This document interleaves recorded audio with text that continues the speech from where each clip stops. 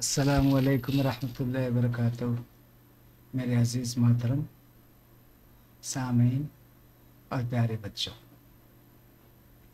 सुबह हमने आपको क़ल्ब के बरक़ी निज़ाम के बारे में बताया था।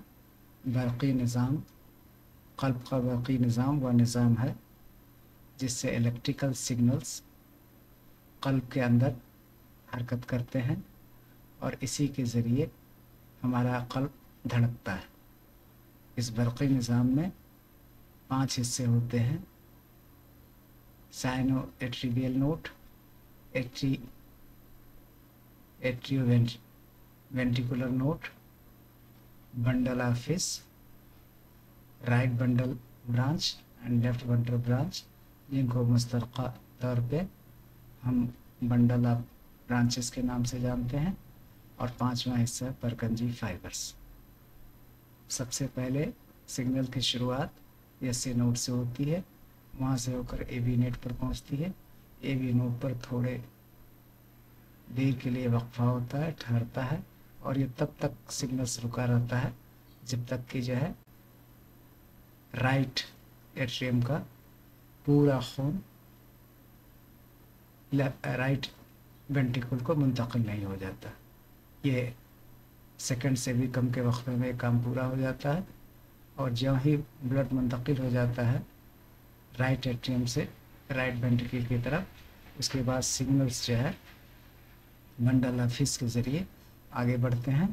बंडल ऑफ फिश आगे जा कर के राइट बंडल ब्रांच और लेफ्ट बंडल ब्रांच में मुनक़सिम हो जाती है, और ये पूरे क़ल्ब पर फैल जाती है, जिससे कि पूरे क़ल्ब हरकत में आता है। इनक़बाज़ और इंबसात होता है, और फिर उसके बाद परकंजी फाइबर्स हरकत में आते हैं और इस खून को जो वेंट्रिकल्स में आए हुए हैं उनको बाहर करते हैं। बाहर करने से मुराद है कि राइट वेंट्रिकल का खून पल्मोनरी आर्टरीज़ के ज़रिए तनफ़ुस में चला जाएगा, जहाँ उसकी सफाई होगी, ऑक्सीजन अरेंजमेंट होगा, और लेफ़्ट वेंट्रिकल का खून एओर्टा के ज़रिए पूरे जिस्म के मुख्तलिफ़ अज़ों को फराहम करा दिया जाएगा। जब ये निज़ाम पूरा हरकत में आ जाता है तो हम कहते हैं कि क़ल्ब की कारकर्दगी मुकम्मल तौर पर सही न्याज़ पर अंजाम पा रही है। लेकिन इसमें किसी भी तरीके से, इस क़ल्बी निज़ाम में किसी तरीके से फ़साद हो जाता है जुज़वी या मुकम्मल तौर पर, तो इसको हम इंसदाद समाअत क़ल्ब कहते हैं। आइए इस तारीफ़ को एक बार पढ़ते हैं। दिल की धड़कन बरक़ी निज़ाम कार्डियक कंडक्टर सिस्टम के ज़रिए मुनज़्ज़म होती है। जब बरक़ी पैगाम की तफसील आहिस्ता जुज़वी या मुकम्मल तौर पर रुक जाए तो इसे इंसदाद समाअत क़ल्ब या हार्ट ब्लॉक कहा जाता है। आप समझ चुके होंगे कि मैं क्या कहना चाहता हूँ। जब ये क़ल्ब का बरक़ी निज़ाम जुज़वी या मुकम्मल तौर पर रुक जाए तो हम इसी कैफियत को हार्ट ब्लॉक या इंसदाद समाअत क़ल्ब कहते हैं। अब आइए इसकी मज़ीद वज़ाहत जो है समझते हैं। ये इंसदाद समाअत क़ल्ब हार्ट ब्लॉक की कितने क़िस्में होती हैं, तो उसके अक़साम: नंबर 1, दर्जा अव्वल इंसदाद समाअत क़ल्ब दर्जा अव्वल, first degree heart block. First degree के हार्ट ब्लॉक में इम्पल्स एवी नोड से सुस्त गुजरते हैं, यानी इनकी रफ्तार गुजरने से कि 0.20 सेकंड से भी कम होती है। पल्स रेट इंटरवल जो है वो 0.20 सेकंड से भी कम होती है। धड़कन आम लेकिन ताख़ीर के साथ होती है। धड़कन तो होगी लेकिन ताख़ीर के साथ होगी। ये फर्स्ट डिग्री हार्ट ब्लॉक है, जिसमें आपके पल्स रेट की interval less than 0.20 second, 0.20 second से भी पल्स रेट कम हो जाएगी। दिल की धड़कन आम रहेगी लेकिन ताख़ीर के साथ होगी। इसे फर्स्ट डिग्री हार्ट ब्लॉक कहते हैं। इंसदाद समाअत क़ल्ब दर्जा 2, सेकेंड डिग्री हार्ट ब्लॉक। कुछ इम्पल्सेस वेंट्रिकल तक नहीं पहुंचते हैं, आर्किल से आपको निकले इम्पल्स और फिर एवी नोड पर ही आके रुक जाते हैं। तो कुछ इम्पल्स आर्किल से आगे नहीं बढ़ते, तो कुछ इम्पल्स वेंट्रिकल्स तक नहीं पहुंचते हैं। दो झैली अक़साम, इसके जो है दो अक़साम हो सकते हैं, दो में भी सब कैटेगरी है। पी आर इंटरवल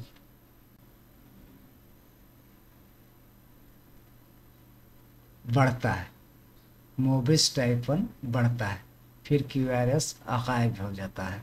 जैसे आपने जब ईसीजी देखा होगा तो उस पर पी क्यू आर एस ये अल्फाज लिखे होते हैं, तो क्यू आर एस इंटरवल है वो गायब हो जाता है, यानी पी से क्यू तक तो पहुंचेगा और क्यू के बाद आर उभार होता है, वहाँ नहीं जाएगा और ना फिर लौट करके एस के पास आएगा। ये इंटरवल गायब हो जाता है। क्यू आर एस इंटरवल जो है सिग्नल्स में गायब हो जाता है। जब ये गायब हो जाए तो समझ लीजिए ये 2 दर्जे का सेकंड डिग्री हार्ट ब्लॉक है।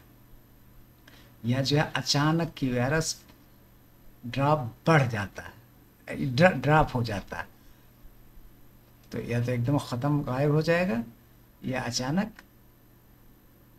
ड्रॉप हो जाता है, कम हो जाएगा, उसका जो मैग्नीट्यूड है वो कम हो जाएगा, या तो एकदम ख़त्म हो जाएगा या उसका मैग्नीट्यूड ड्रॉप कर जाएगा, कम हो जाएगा। इंसदाद समाअत है। आइए इसको हम थोड़ा मज़ीद आपको वजाहत करते हैं।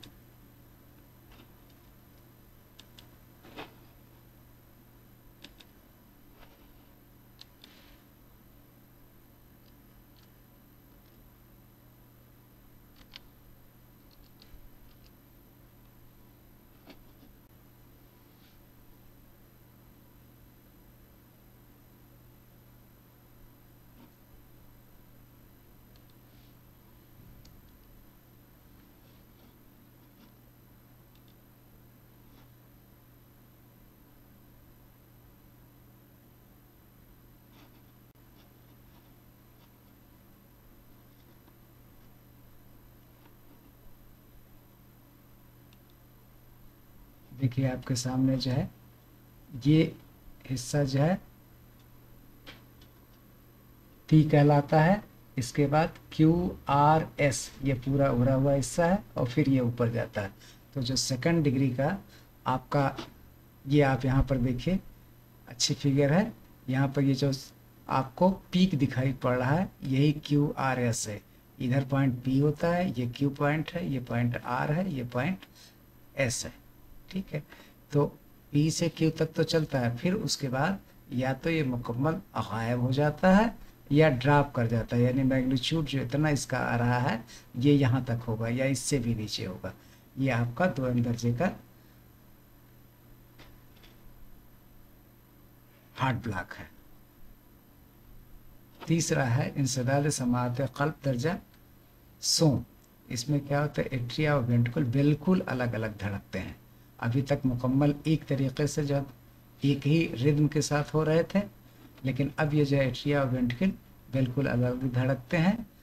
एवी कंडक्शन मुकम्मल तौर पर बंद हो जाता है, यानी जो हमने सुबह बताया था कि मसनवी पेसमेकर का मुतबादिल आपका यह कुदरती एट्रियो वेंट्रिकुलर नोड होता है, यहाँ से जो है ये मुकम्मल तौर पर बंद हो जाएगा। एस ए नोड से सिग्नल चला है ए बी नोड पर और फिर ए बी नेट से बंडल ऑफिस और बंडल ऑफिस से दाएं और बाएं बंडल ब्रांचेस पर, फिर उसके बाद परकंजे फाइबर और वेंट्रिकल सिकुड़ते हैं, खून पंप होता है, फेफड़ों और पूरे जिस्म की तरफ चला जाता है। तो ये जो आपकी साइकिल है, इस साइकिल में जो है आपको फसाद बर्पा हो जाएगा। तो ये आपका हार्ट ब्लॉक की पैथोजेनेसिस से माहियत है। अब इसके असबाब क्या होते हैं, या तो शरियान ताजी जिसे हम कोरोनरी आर्टरी कहते हैं, ख़ास तौर पर ये जो है इसमें ऑक्लूजन हो जाता है या कोई फसाद हो जाएगा या सुद्धा हो जाएगा, ये जो है सही तरीके से काम नहीं करेंगे और इसका रिज़ल्ट क्या होगा, मायोकार्डियल इन्फार्क्शन, इन्फीरियर छोटे दर्जे का मायोकार्डियल इन्फार्क्शन। फिर उसके बाद रिमेटिक कार्डाइटिस भी इसके असबाब हो सकते हैं, या मायोकार्डाइटिस भी असबाब हो सकते हैं। मायोकार्डाइटिस जो कल्ब की 3 झिल्लियाँ होती हैं, जो दरमियानी झिल्ली होती है उसको मायोकार्डियम कहते हैं, और उससे जो आर्जा लायक होता है उसे मायोकार्डाइटिस या वरम उज़लात क़ल्ब कहा जाता है। तो यहाँ पर जो है ये इसका सबब हो सकता है, या रेमेटिक कार्डाइटिस भी हो सकता है। उसके बाद डीजेनरेटिव फाइब्रोसिस, ये ज़्यादातर मुअम्मिर हजरात में पाया जाता है। बूढ़ों में जो है डीजेनरेटिव फाइब्रोसिस, उम्र के साथ फाइब्रोसिस होती है, रेसे सख्त हो जाते हैं, तो ये भी इसका एक असबाब हो सकता है।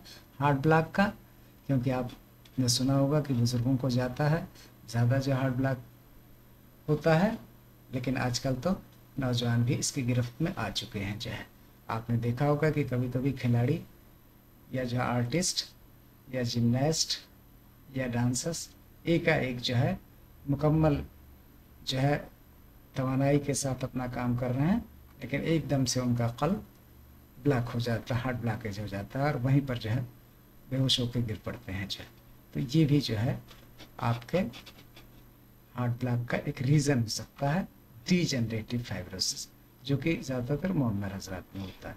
या आपने ऐसी दवाएं ली हैं जो कि आपको नुकसान पहुंचा रही हैं, जैसे beta blockers, calcium channel blockers.